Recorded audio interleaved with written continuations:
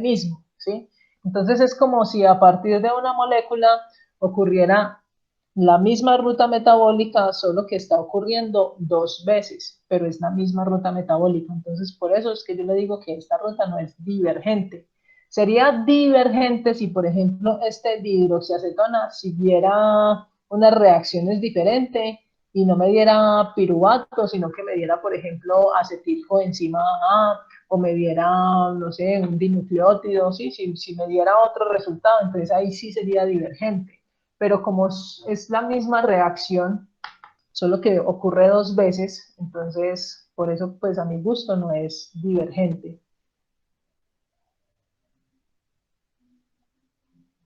Ah, bueno, por acá me hacen una pregunta, dice, profe, las personas que comen mucho azúcar y no hacen ejercicio y no acumulan la grasa que pasa en ellos, tienen el metabolismo acelerado.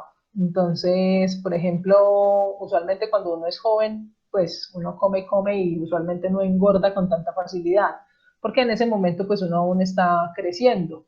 Entonces, sí se requiere, digamos, de un alto contenido de carbohidratos. Por ejemplo, un niño, pues yo no digo que un niño puede comer todos los carbohidratos que quiera, pero pues los de origen natural sí puede consumirlos, porque el niño pues está en crecimiento, entonces su metabolismo está en función de un gasto energético, porque está en crecimiento, entonces su tasa metabólica no funciona igual que la de un adulto. Por ejemplo, un adulto, una persona ya mayor de 30 40 años, pues no puede consumir tantos lípidos porque lo que va a ocurrir es que los va a almacenar si no los está gastando, ¿sí?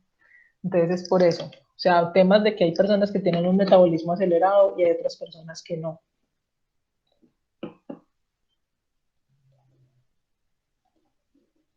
Bueno, ¿qué más estábamos viendo acá? Ah, bueno, entonces, cuando digamos esta ruta metabólica está yendo en ese sentido, o sea, de glucosa a piruvato, entonces estamos hablando de que la ruta pues es una ruta catabólica y se llama glucólisis, ¿sí? Entonces, cuando la glucosa se degrada en piruvato, estamos diciendo que es glucólisis. Pero resulta que puede ocurrir el proceso inverso.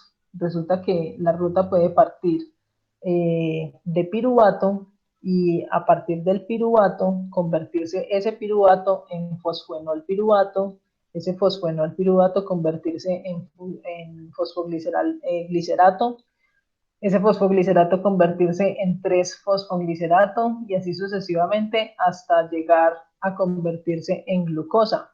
Entonces, cuando la ruta ocurre en sentido inverso, o sea, que va de piruvato a glucosa, entonces estamos hablando de que esa ruta se llama gluconeogénesis, ¿sí? Que esa ruta es la que, digamos, se presenta cuando la célula o el organismo como tal está atravesando por un proceso fuerte de inanición o que está llevando, digamos, un proceso de un ayuno prolongado o que se requiere, por ejemplo, digamos, glucosa de manera, sí, o sea, usualmente cuando esa ruta, esa gluconeogénesis está actuando o se activa es precisamente porque ya no hay glucógeno, porque ya no hay de dónde obtener glucosa. Sí, esas reacciones también son reversibles, pero esas reacciones, como le digo, no quiere decir que esto ocurra al mismo tiempo, o sea, que ella pase de bifosfoglicerato a gliceraldehído y de gliceraldehído y bifosfoglicerato al mismo tiempo, no. Entonces, por ejemplo, cuando la célula está en su funcionamiento normal, pues está la glucólisis activa. Entonces, en el momento en que está funcionando la glucólisis, entonces estas rutas no van, ¿sí? No quiere decir que no funcionen nunca, no. De hecho, incluso en algún momento puede llegar y producirse esta sustancia y ya quedar ahí o devolverse al otro lado, por ejemplo. Pero lo que sí es común y lo que yo quiero que ustedes me entiendan es que cuando está funcionando una, o sea, cuando está en glucólisis, la gluconeogénesis no está activa. O sea, las reacciones sí pueden ser reversibles, pero no de manera simultánea. Sí, en algunos casos sí puede quedar a medio camino. Entonces, por ejemplo, esto es lo que se conoce como un metabolito o como un intermediario. y esos intermediarios pueden ser útiles para realizar otra función. No entiendo la pregunta de las dos son comunes.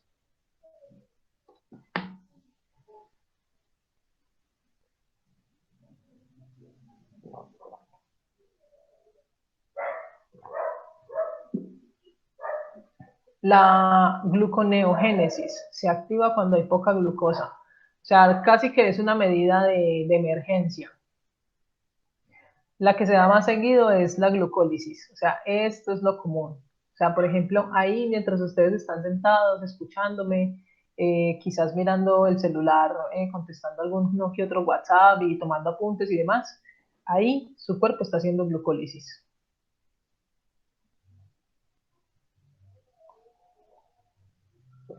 La gluconeogénesis en estado de inanición. O sea, eso es un mecanismo más como de emergencia.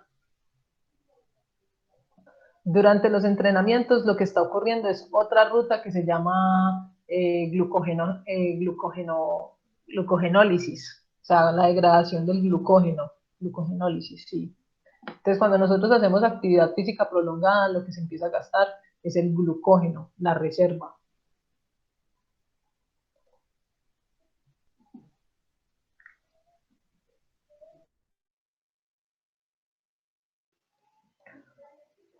Listo,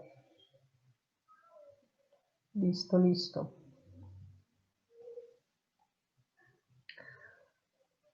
Ya lo que vamos a ver mañana es la relación o sea, del metabolismo del glucógeno, porque el glucógeno es una molécula que se forma a partir de glucosa. Entonces, el glucógeno cuando se degrada se llama glucogenólisis y el glucógeno cuando se está sintetizando se llama glucogenogénesis. Entonces, ¿cómo se produce el glucógeno en la glucogenogénesis?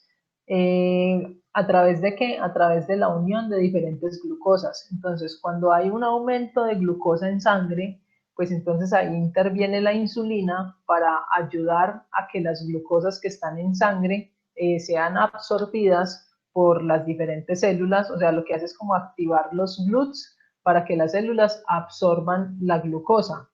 Y dependiendo de dónde esté ubicada esa célula, pues entonces la célula puede formar glucógeno o puede convertir esa glucosa en lípidos, que eso pues también lo vamos a ver más adelante. Entonces, cuando hay un exceso de glucosa, por ejemplo, cuando nosotros comemos mucho y no hacemos actividad física, pues lo que va a ocurrir es que se va a formar la glucogenogénesis, ¿sí? O sea, en el mejor de los casos, ese glucógeno se va a convertir, perdón, esa glucosa se va a convertir en glucógeno. Y en el peor de los casos, pues esa glucosa se va a convertir en ácidos grasos en el adiposito. Bueno, entonces, en un ayuno prolongado, por ejemplo, que yo me levanté a las 6 de la mañana y me dio pereza a prepararme el desayuno y salí, hice diligencias, esto y lo otro, y me cogió la tarde para volver a la hora del almuerzo, entonces me tocó quedarme por ahí hasta las 2 o 3 de la tarde sin comer nada, y igual estuve caminando, haciendo diligencias y esto y lo otro, entonces en ese momento se activa la glucogenólisis, ¿sí? Que es la degradación del glucógeno. Lo mismo, por ejemplo, digamos, usted desayuna poco o se come simplemente un banano y va y hace su rutina deportiva, entonces ahí también se activa la glucogenólisis más otras rutas pues que ayudan, digamos, a la degradación, porque, digamos, la cantidad de energía que proporciona el glucógeno no es suficiente o la glucosa no es suficiente, entonces se requiere de más energía, entonces se activan otras rutas metabólicas como por ejemplo la beta-oxidación. Y la beta-oxidación lo que hace no es obtener energía a partir de la glucosa, sino obtener energía a partir de otros nutrientes, como por ejemplo los ácidos grasos, ¿sí? Que eso es lo que ocurre cuando ya uno hace ejercicio prolongado, pero que yo solamente voy a hacer 20 minutos, no sé, en la elíptica, entonces ahí simplemente se activa glucogenólisis y se gasta pues un poco de glucógeno convirtiéndose en glucosa y proporcionándole la energía necesaria para hacer la glucólisis, ¿sí? Entonces, la glucogenólisis lo que hace es convertir el glucógeno en glucosa, ahí no hay tanta liberación de energía, pero cuando usted ya empieza a quemar esa glucosa a través de la glucólisis, entonces ahí sí hay una liberación de energía, ahí sí se proporciona la energía que usted requiere para hacer su actividad.